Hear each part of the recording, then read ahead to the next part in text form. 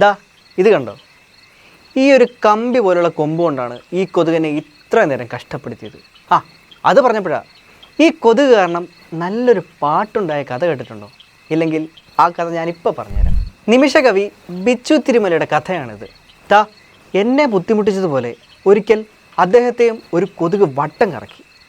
ഒരു സിനിമയ്ക്ക് പാട്ടെഴുതാൻ വേണ്ടി തല പുകഞ്ഞാലോചിച്ച് അദ്ദേഹം തൻ്റെ മുറിയിലിരിക്കുകയായിരുന്നു.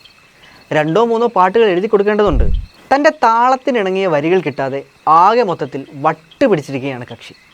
നേരം ഇരുട്ടി, മുറിയിൽ ട്യൂബ് ലൈറ്റിൻ്റെ വെളിച്ചം വീണു. എന്തെഴുതും എങ്ങനെ എഴുതുമെന്ന് ഓർത്ത് വിഷമിച്ചിരിക്കുമ്പോഴാണ് ഇടിവെട്ടിവനെ പാമ്പ് കടിച്ചെന്ന് പറയുന്നത് പോലെ ചുറ്റുമുള്ള കാഴ്ചകളെ മുഴുവൻ ഇരുട്ടിലാക്കി കരണ്ടങ്ങ് പോയി. മുറിയിൽ അങ്ങുമിങ്ങും ഉലാത്തിക്കൊണ്ടിരുന്ന അദ്ദേഹം നടപ്പ് നിർത്തി കസേരയിൽ വന്നിരുന്നു. നല്ല നിലാവ്, ദൂരെ നിന്നും കൊച്ചു കൊച്ചു ശബ്ദങ്ങളും കേൾക്കാം. നിലാവിൻ്റെ കുഞ്ഞു വെളിച്ചത്തിൽ തൻ്റെ ഉള്ളിലെ പുതിയ വരികൾക്ക് താളം കൊടുക്കുമ്പോൾ എന്തോ വല്ലാത്തൊരു മുളക്കം. എന്തൊരു ശല്യം!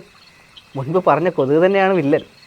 സ്വസ്ഥമായി ജോലി ചെയ്യാൻ സമ്മതിക്കില്ലെന്ന് പറഞ്ഞാൽ അദ്ദേഹം എഴുന്നേറ്റ് വാതിൽപ്പടിയിൽ പോയി നിന്നു. കണ്ണുകൾ മെല്ലെ അടച്ച് വരികൾക്കായി പരതി. അപ്പോൾ ആ ശല്യക്കാരൻ കൊതുക് മൂളിപ്പാട്ടും പാടിക്കൊണ്ട് തൻ്റെ നെറുകയിൽ വന്നിരിക്കുന്നു. എന്തൊരു അഹങ്കാരം! ചെയ്തുകൊണ്ടിരുന്ന പണി പല വഴിക്ക് വലിച്ചെറിഞ്ഞ് വില്ലനെ നേരിടാൻ തന്നെ തീരുമാനിച്ചു. പല വിധത്തിൽ കീഴ്പ്പെടുത്താൻ നോക്കിയിട്ടും കൊതുക് കീഴടങ്ങുന്നില്ല. ഇവനെ കൊന്ന് സ്വയം ഒരു കൊലപാതകയായിട്ടേ ഞാൻ എൻ്റെ ജോലി തുടരുകയുള്ളൂ എന്നൊരു ശപഥമെടുത്തു. ഒരു പ്രേതത്തെപ്പോലെ അദ്ദേഹം ചെവികൾ കൂർപ്പിച്ച് ക്ഷമയോടെ കാത്തുനിന്നു. നോക്കുമ്പോൾ തനിക്ക് പോലും അറിയാത്ത ഏതോ ഒരു രാഗത്തിൽ പാട്ട് മൂളിക്കൊണ്ട് വില്ലൻ തൻ്റെ കൈത്തണ്ടയിൽ വന്നിരിക്കുന്നു. ഒറ്റയടി തീർന്നു. ഇനി അവൻ മൂളില്ല.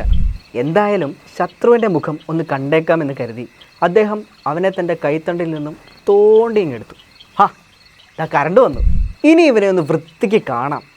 മുഖത്തോട് അടുപ്പിച്ച് പിടിച്ച് അയാൾ ആ കൊതുകിനെ നോക്കി. ഇവനാണോ ഇത്ര നേരം എന്നെ ശല്യം ചെയ്തത്? വീണ്ടും ഒന്ന് സൂക്ഷിച്ച് നോക്കി. ഈ ഒരു കമ്പ് പോലെ ഇരിക്കുന്ന കൊമ്പ് വെച്ചാണോ ഇവൻ ഇത്രയും വലിയ കോലാഹലം മുഴുവൻ ഉണ്ടാക്കിയത്? ഈ ഒരു ഒറ്റക്കമ്പി കൊണ്ടാണോ ഇവൻ എൻ്റെ സമാധാനം കെടുത്തിയത്? പെട്ടെന്ന് അദ്ദേഹത്തിൻ്റെ തലയിൽ ഒരു വരി തെളിഞ്ഞു വന്നു. ഒറ്റക്കമ്പി നാദം മാത്രം മൂളും വീണാഗാനം ഞാൻ. അതെ, നമുക്കേറെ ഇഷ്ടപ്പെട്ട ഈ ഗാനം രചിക്കാൻ ബിച്ചു തിരുമലയ്ക്ക് ഒരു വില്ലൻ കൊതുകിനെ ബലി കൊടുക്കേണ്ടി വന്നു. ഈ പാട്ടിന് സംസ്ഥാന അവാർഡ് ലഭിച്ചപ്പോഴും അദ്ദേഹം തൻ്റെ അവാർഡ് സമർപ്പിച്ചത് തനിക്ക് വേണ്ടി രക്തസാക്ഷിയായ ഈ കൊതുകിന് വേണ്ടിയാണ്. ഓരോ പാട്ടുകൾ വരുന്ന വഴിയേ